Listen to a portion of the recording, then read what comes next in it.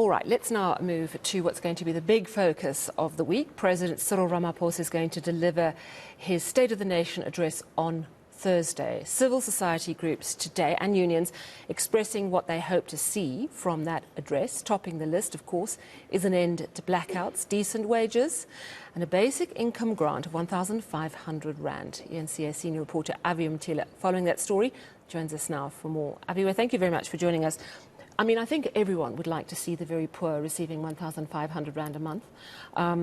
We know that social relief of distress grant, 350 rand a month, is coming to an end at the end of March. We are all hoping that there's a plan that the president will announce on Thursday.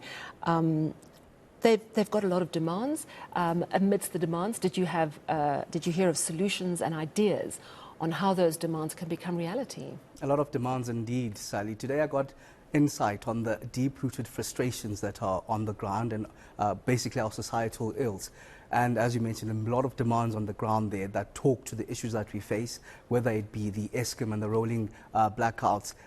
You go to local governance, you go to the unemployment, soaring rates of unemployment, and also the soaring rates of the crime itself. So a lot of frustration that was on the ground there, and they had bullet points in terms of what they want to hear from the State of the Nation address. One of them would be tackling the budget cuts, saying that they're depriving the poor of the services that they need. Of course, also fixing the woes of ESCOM. But that basic income grant was very interesting, Sally. They're saying that they want an additional 1,150 rand to make it 1,500 rand. If you ask them where this is going to come from, it seems like it comes from those taxes. In fact, it's a conversation that I had with Princess Majola, who seemed to suggest that this has been a promise from back as far back as 1997 by government. Let's take a listen to that. $1 million answer to that is tax the rich. And by us saying that tax the rich, we mean cooperatives of private companies. Those are the people that should be taxed so that we can get the 1.5 basic income grant that we want. Okay. And already the president is struggling with the 350 rand basic income grant. What are you wanting as Assembly of the Unemployed heading to the State of the Nation? What do you want to hear from the president? If you remember very well, the 1.5 or the basic income grant was something that was introduced in 1997 by the same government, the same ruling party. It was on that white paper of the social welfare. So it's something that they have been talking about, debating about from 1997. So why is it hard to implement it now at the time, at the peak where people are unemployed, where the high rate of unemployment in South Africa is very critical? So she believes the answer is in increasing the corporate tax rate. Of course, at the same time, as a mixed economy, we're trying to encourage more investment, and you can only tax so far until it becomes a disincentive. But point well made, because we have seen huge profits. The mining companies are doing really well. There's been that commodities boom. We also know that the fuel companies are doing really well at the moment. Speaking of mining, the mining in Durban's underway. The AMCU president was not at that mining in Durban. You saw him today. You asked him why not. What did he tell you? Well, he was very critical of the industry itself.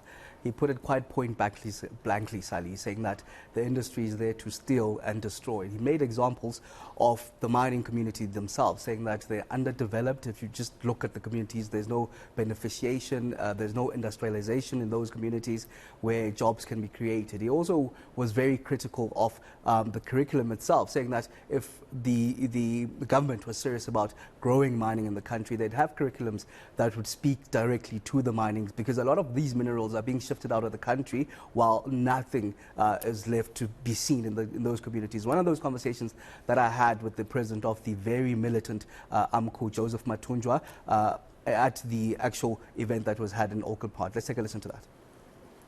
The mining in Durban, I think one can realize that it's a gathering of the looters who are destined to loot the African minerals. So therefore, I cannot be part of it. I think where I am today is more important to talk to the issues that are affecting the community and us as the public in South Africa. I think there's nothing much one can expect, because this government preside over a neoliberal economic policies. There's nothing that they can change. We continue. It will be just a cut and paste promises that they will never be realized. So I'm under no illusion that this current government will change the cause or the plight of the black people in South Africa. Never.